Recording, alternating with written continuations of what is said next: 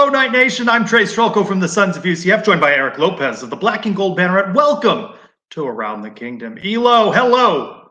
Trace, good to talk to you. Coming up on the fastest UCF show around, there's a new roof on top of UCF football. We'll break down Ted Roof's return to UCF, good move or not. UCF basketball splitting the Texas road trip, including an apology from a Texas coach. Plus, is it okay to skip a UCF sporting event to watch a play? We'll explain all of that coming up on this edition of Around the Kingdom.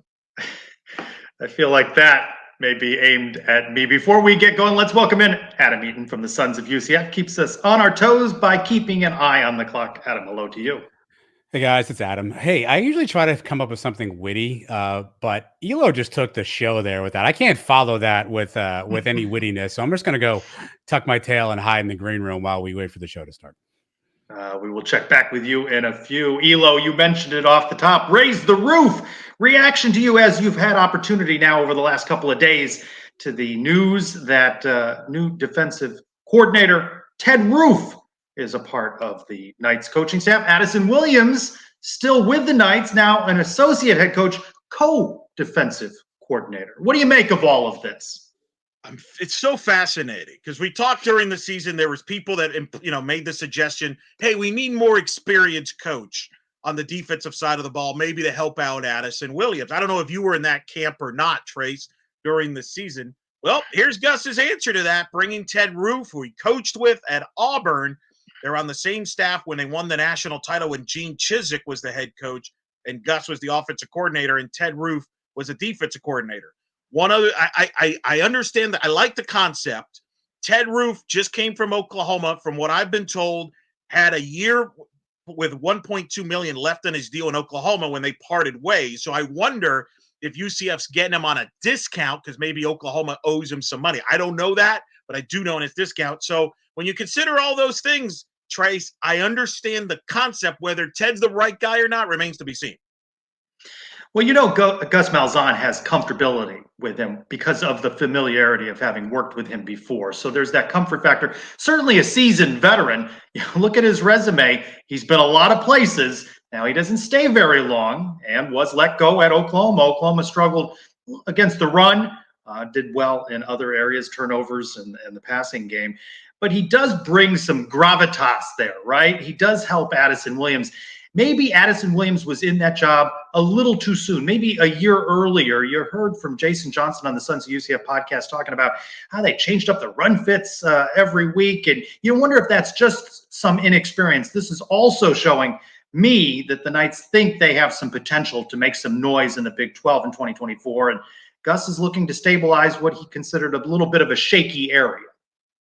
I'm curious, and we'll find out eventually when the coaches talk, is who's calling the plays defensively? Is it Ted? Is it going to be Addison? And I wonder, and we'll never know the answer to this, Trace.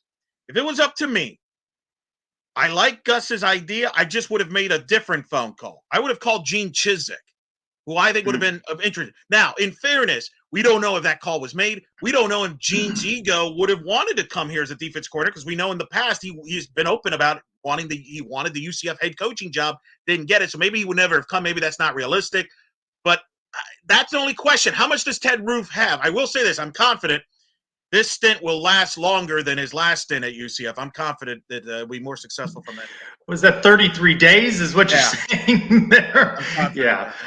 But, players like Addison Williams, he's strong as a recruiter, so they keep him in the fold. And he's a young guy, so you have to think that the best is ahead for him. It's comfortability for Gus Malzahn. We'll see if it pays off in 2024.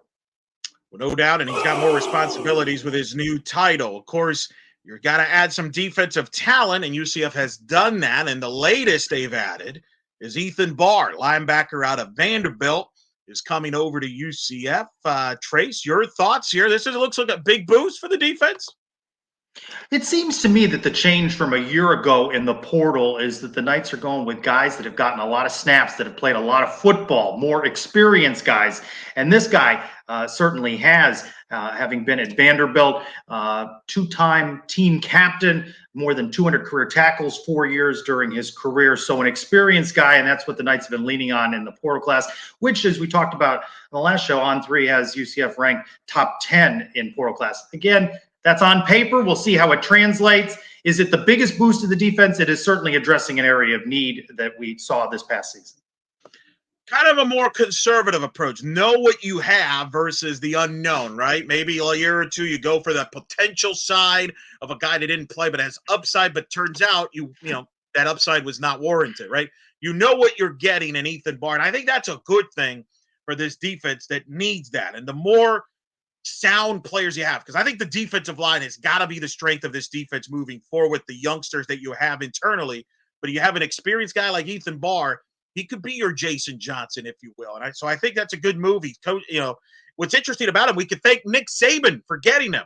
He was going to go to Washington to play for Kalen DeBoer and commit there, but except Nick Saban retires, Kalen DeBoer goes to Alabama. So he decommits from Washington, and now he's coming to UCF. So thank you, Nick Saban, for helping UCF out.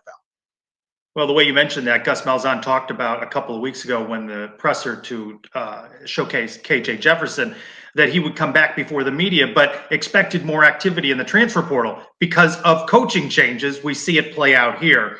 So another move that the Knights are making to shore up an area of weakness in this past season. Well, this sets, of course, the expectations game, Elo. I have been reluctant to embrace, as Knight Nation does, 9-3, 10-2. They're going to contend for the Big 12. But with the moves being made, KJ Jefferson amongst them, certainly has raised expectations. Boom or bust kind of season for Gus Malzahn. Could be big, or is it more middling for Gus Malzahn? I think it has to be big, right? Like you got KJ Jefferson, who I think everybody agrees is a great fit here for this offense. So you don't have any more questions at the quarterback room. I would argue you've upgraded there. You get R.J. Harvey back in the running back, so you're solid there. Yes, you lose Javon Baker, but you return Kobe Hudson. You've got Xavier Townsend there. Your receiver good. You return some offensive linemen. This might be the best offense he's had since he's been at UCF by a mile. If you can upgrade some things defensively, this team can contend and at least have a successful 8-9 win season. I really do believe, Trace, from that standpoint, it's almost like Gus is putting all his chips in, because we could talk about 5 years from now and 3 years. I think Gus is in a win now mode. I don't think he's thinking about 5 years from now. He's like, let's win next year. Well, not only the changes in talent, right? The upgrades that you talk about, KJ Jefferson versus John Rice Plumlee, but the schedule, which Gus Malzahn made mention of quite a bit over the season, the most miles traveled, 7 home games, the game in Gainesville, just 4 trips outside for UCF. West Virginia, that's a fairly easy trip, East Coast. So not the long trip to Boise. So a more favorable schedule, upgrades at positions. And you look at some of the losses, right? The Baylor debacle, close loss to Texas Tech. Not making excuses for losses, but there were some close ones in there, right? Maybe a more veteran guy as a defensive coordinator in Ted Roof. Maybe you cut down some of those things a little bit, and those margins give you a couple more wins. Well, that's a fantastic point you just made, and I think that's something that's very underrated.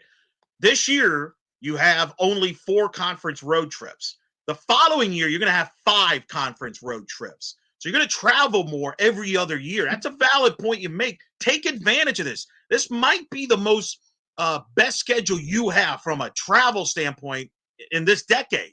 We'll see, depending how the way the sport is going with the growth of the leagues. That's another reason why he's putting all his chips in next year, because the year after, you're going to have to get a new quarterback, whether it's internally.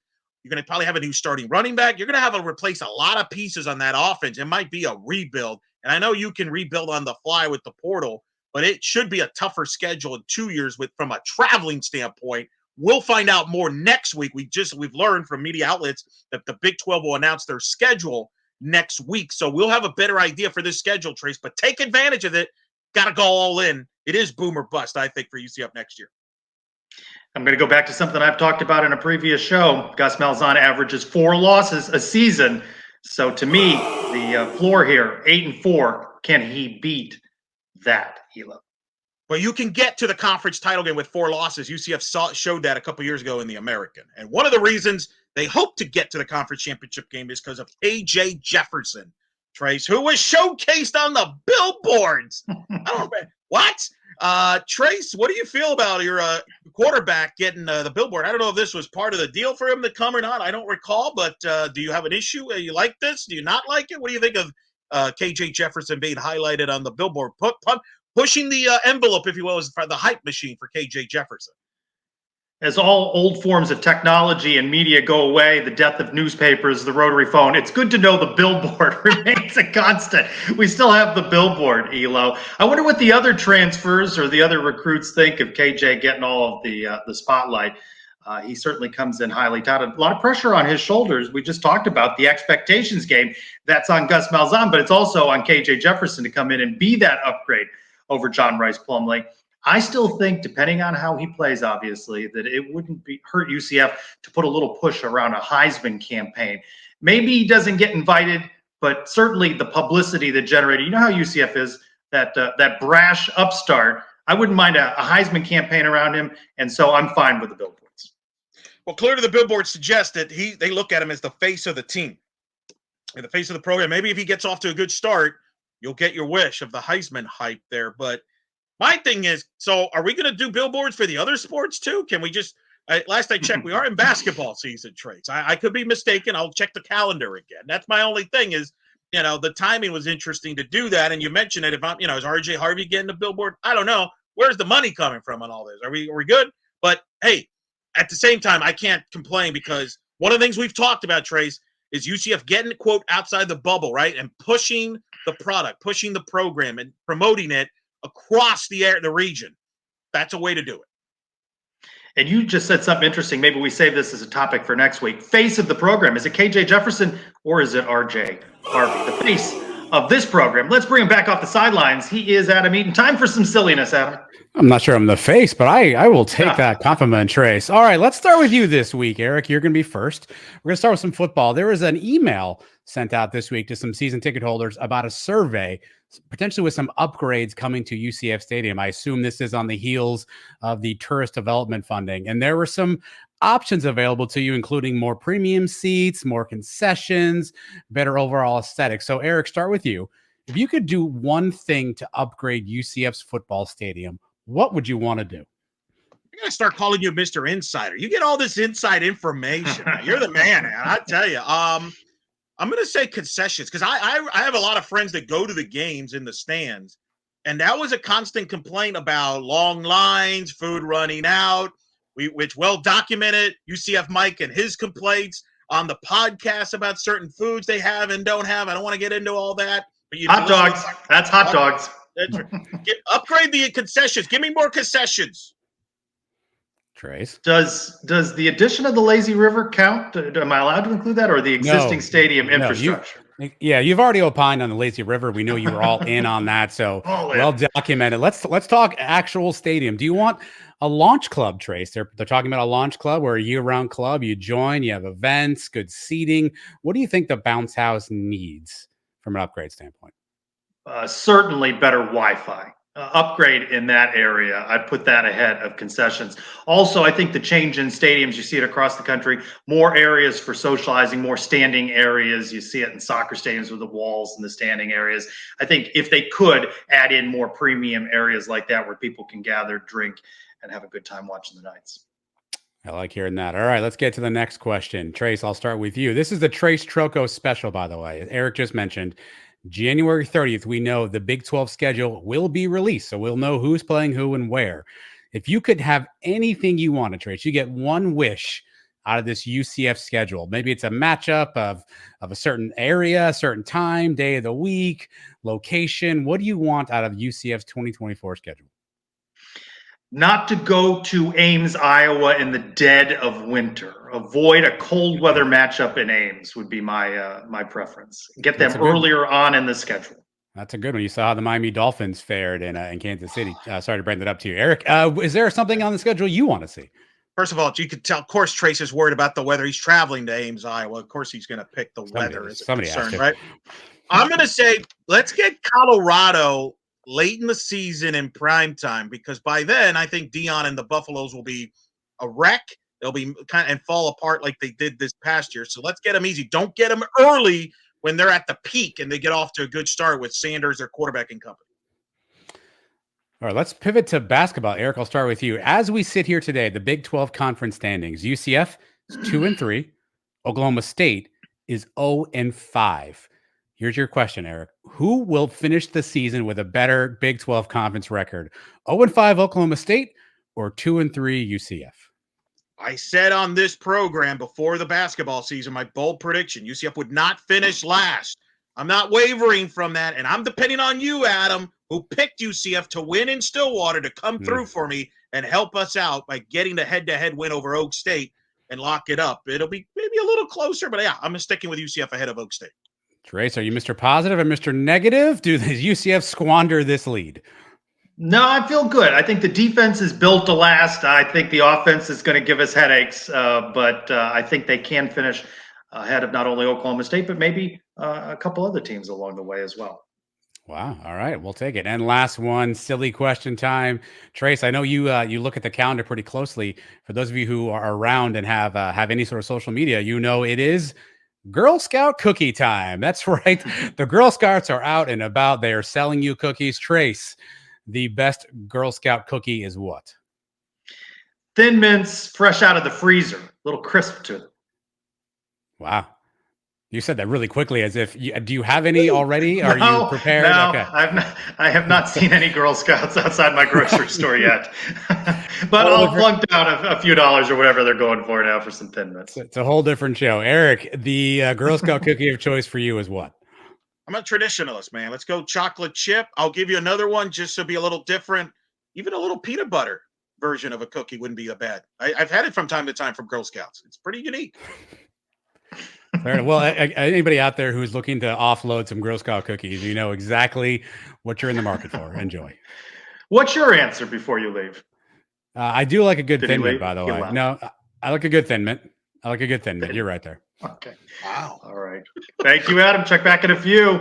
Elo, we transitioned there, a little talk about men's basketball. A tale of two games, the highest of highs, the lowest of lows. How about that win over Texas and then that loss at Houston? It's a split. Hey, I don't know that most Knights fans would have had that happening, a split in these two games. No, you take it. If you would have said last week, hey, would you take a split on this trip? Absolutely. And to beat Texas, coming back from 16 down to beat them, and as we'll get into later, getting their coach to flip out was incredible deal there. And to get that win. And by the way, that win looks better because Texas beat Baylor over the weekend. So that win's going to get better as the season goes on. Obviously, Houston, that's a rough one there. That Houston defense, there's a reason why they're number one in the country in points allowed and field goal percentage allowed. They held UCF to freezing conditions as far as shooting the ball. But even with that, their defense kept them somewhat respectable in that game. I'm thrilled with the split. You know, we talked about it in the BYU game. That was what, 63-58, UCF with a 58-point output. And I said to you, I guess they got to hold a team to 57 in order to win. Well, that didn't hold up exactly, right? I mean, in order now to beat a Houston, I mean, they got to get a little more offense. So I'm encouraged by the defense we're seeing. We're almost a third of the way into the schedule, and defensively, game in and game out in the very rough and tumble Big 12. And boy, we talked a little bit about just the excitement of these games. I'm finding myself now checking out, because these games, they're not blowouts in this league, right? They go to the wire. So even if you're just catching the last few minutes, you're going to get an exciting game in the Big 12. Their defense keeps them in these games. If they could only get a little more offense. I'm not saying you win at Houston, but it takes the most abysmal of performances to lose that game. It was hard to watch for most of us, those that actually watched the game and chose not to skip it. Anyway, look, I just tipped my cap to Houston. They were two more physical. And I do look, this offense is limited. I've said this. They're a streaky team. At times they look good. They got to get easy baskets from helped by their defense. I just don't think they're a great shooting team. And what Houston did with Shed and Cryer, their backcourt, they took Darius Johnson and Sellers out of their game by being physical with them. That's my concern moving forward. We saw this with BYU. They struggled. Their defense will give them a chance. But I don't know what I'm going to get from this offense on a nightly basis. You're going to need guys like Shamari Allen did against Texas when he scored 15 of his 17 points in the second half. Guys like that have to step up and contribute to help offensively. They do not have a guy. They don't have a B.J. Taylor. They certainly don't have a Jermaine Taylor type of a player, even Aubrey Dawkins, who can get his own basket, in my opinion, and can carry you for 20, 25 points. You can't expect to come back double digit and win. Doesn't matter who the opponent. And on the road, you cannot dig yourself a deep hole. So they've got to start stronger on the road. Defense will keep them in games, though. Got to get off to better starts there. Of course, UCF did beat Texas 77-71, which made national headlines, but not necessarily for the result, but what happened afterwards when Rodney Terry went off, calling UCF classless for doing the horns down and all that. He apologized after Saturday's win against Baylor. Funny how that worked. Johnny Dawkins addressed it on Monday's media availability. He said he didn't know what the hoopla was all about. He just felt, hey, it's part of the emotions of the game. Trace, what do you make of all this? Do you accept Rodney Terry's apology? What an interesting side, because the whole nation did not side with Rodney Terry. They sided with UCF. Not only did they not side with Rodney Terry and Texas against UCF, but this has left a stain on them for the rest of this season. Now, they get wins like they did against Baylor, and that game will recede into the background, and people will forget less about it. But if they don't think they're not going to get taunted the rest of their run in the Big 12 and into the SEC, he has brought that on. Do I accept this apology? I don't know. If you were offended, never to me seems particularly sincere. I think he put himself in a negative light. UCF won the game, and they won the headlines. UCF won all the way around on that, and hopefully that Houston loss got buried on the weekend, and maybe people didn't notice that one as much. The thing I don't get is, did Rodney Terry call Johnny Dawkins and apologize for his profanity? That he was not only in the handshake line, he's talking about how they're classless. He's yelling profanities as he's telling the players they're classless. What kind of an example is that? The Texas fans turned on him for that. And he better be careful. I think there's pressure on him to win and get back to the tournament. Remember, he only got this job because Chris Beard was fired. This was not Texas's choice. If he doesn't make the tournament, I wouldn't be surprised if Texas looks elsewhere. But I thought it was a complete overreaction. I hope he apologized. I don't buy his post-game apology. Apologize on a phone call in a player, because he was a bad example, a terrible example. I'm glad that the media, the basketball media in the nation, took it out on him. Rightfully so. And by the way, they beat Baylor. They ran all over the place, and he was jumping up and down. Where was the class there? Act like you've been there before, coach. Anyway, that was an interesting one there, Elo. Hey, how about our prop bets? I still hold a lead. We split last week. I went hard on saying Ithiel Horton would be held, under 7. You went with the over. You got that win. But I pulled out for the one area that UCF was able to score at Houston. It was from the free throw line, and I went with the over on 68.8%, and I got that one. All right, a new set of prop bets, Elo. Knights back at home Tuesday against West Virginia. Over under 8,500 for a midweek crowd against a West Virginia team. I'm riding the wave. Over. Slightly over. First, we're going to have West Virginia fans. I'm sure have made the plans to come down to Orlando. I'm going to expect a great crowd from the student section. Let's build on that momentum from what you drew against BYU, what you drew against Kansas. You did get a split. You beat Texas. Carry that momentum. I'm going to say slightly over. I don't know if it'll be as big as the BYU, or clearly not as like Kansas, but I could see 8,800.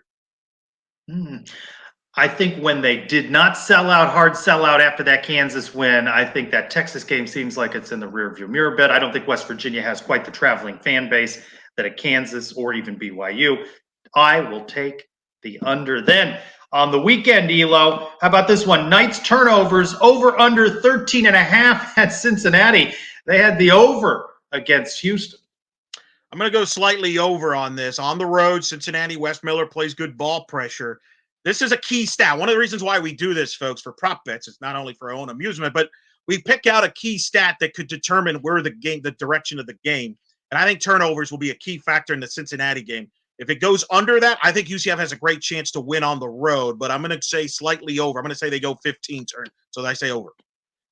I think the under is going to win at Knights with a stronger performance. I don't know that they win at Cincinnati, but a stronger performance on the road. So give me the under in that one, Elo. We'll see how that goes. UCF will, of course, host West Virginia, then go to Cincinnati. The question is, Trace, do you have time to watch the game, actually? Will you be able, or do you have to make other plans? I bring this up because on Saturday, as me and Adam and Trace were getting ready for this big game against Houston after the win against Texas, and we're getting ready to chat about it and make some picks, we find out that Trace is not going to watch the game because he went to see Wicket, the play in New York during the UCF game. The man that called out the fans for not selling out BYU went to a play over UCF basketball. Defend yourself. Now that you framed it all like that. Hey, first of all, this trip was planned well in advance, visiting friends in New York City. January is a fairly inexpensive time to travel. It was just a weekend getaway. Going to see a Broadway play was a Friday plan, not a Saturday plan, but because of changing plans, it got moved to Saturday. And showtime, same time as the basketball game. By the way, at intermission, I checked the score. UCF with 14 points at the half. I did not miss much, Elo. No, you didn't. What, they didn't have the play to schedule like later that night? You couldn't pick another time? It had to be 2:00 or bust? There were a lot of other things going on. It was not the only thing I did visiting friends there. So it just ended up that it went head to head, but I don't feel like I missed much. And I would just put in the defend myself category. I have watched UCF in a lot of places through the years. I have a free pass to play on a game like this, don't I? I mean, it's hard to call out people to come out to your games and then you skip out on watching them against Houston. I didn't skip a home game. Are you sure? You don't have plans? I mean, there's plays going on in downtown Orlando. You're not going to attend to that? I mean, skip the Cincinnati game? How was the play? Hey, very good. I was pleasantly surprised. First time I'd seen it, and first time I'd seen something on Broadway. So pleasantly surprised. Not missed many UCF games through the years, Elo, and I will defend myself in that regard. But thank you for calling it out. I appreciate you taking that moment to not around the kingdom. All right, you mentioned that West Virginia game. I have West Virginia as a loss for the Mountaineers. UCF with a win there. By the way, we in the draft trail the audience who gets the 9 games as the collective, right? Of the ones we didn't choose, you, Adam, and I. They got wins over Texas and Kansas. You've already got a loss. You got to win your next 2 just to tie the audience if they don't get another win.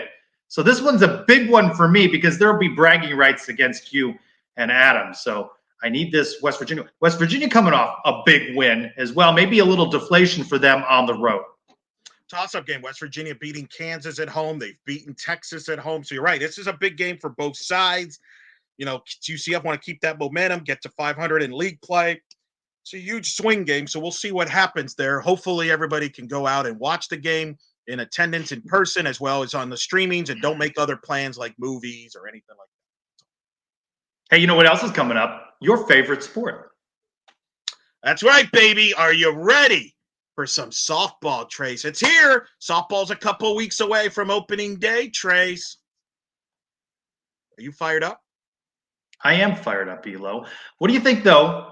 Predicted 5th. Oklahoma's going to be that top dog, but 5th in their first year in the Big 12. What does that mean if they were to finish 5th for postseason play? Oh, I think they would be an NCAA tournament team. I think they would be in the mix to host. We look at, yes, 5th place is low, but look at the 4 teams ahead of them. You got Oklahoma as the 3-time defending national champions. They're the favorites to go a 4-peat for the national title. They're the top favorites in the Big 12. You got Texas, who is a top 5 team, I think, in preseason this year. They're going to be in the mix to get to the World Series. Oklahoma State and Baylor are both top 16 teams that can get to Oklahoma City. So this is a stacked league. When you look at the Big 12, Trace, I think men's basketball and softball are the 2 toughest sports from a conference standpoint, and UCF will deal with that. So a 5th place is nothing to be ashamed of. I think it actually will boost their resume to hosting and beyond and have a successful 2024 season for Coach Paul Malone and the Knights. Baseball, softball coming up soon, Elo. Looking forward to it. All right, let's bring back in Adam. What we get right, what we get wrong. Give us some knowledge.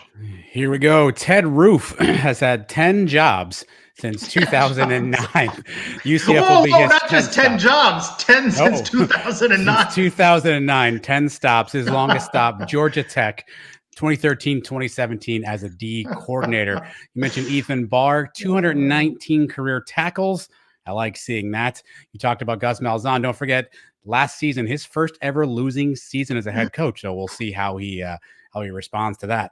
Let's talk some billboards. According to Blue Line Media, you can get a digital billboard in Orlando for 4 weeks for $5,400. So that would be the cost of whatever Adam, that looks like. down that right now. Let's get some around the kingdom billboards around town. But you talk about things that are outdated. Do we still do bulletin boards? I always hear a lot of bulletin board material. I haven't seen a bulletin board in a long time. Trace, I figured you know this since you're Mr. Broadway. What's the highest grossing Broadway show of all time?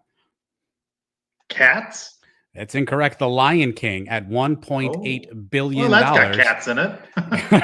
Well, coming in second is Wicked. So you went and saw the number 2. You are essentially Broadway's Mr. USF.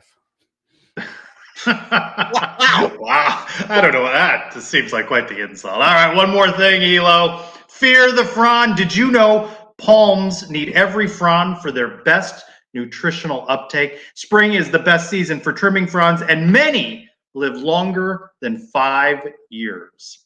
Fear the frond. You have more knowledge than you ever thought you could get from around the kingdom. Look for new episodes midweek, every week. Sons of UCF YouTube channel. Drop it in the audio feed wherever you get your downloadable content. Thank you, Adam. Thank you, Eric Lopez. And thank you for watching Around the Kingdom.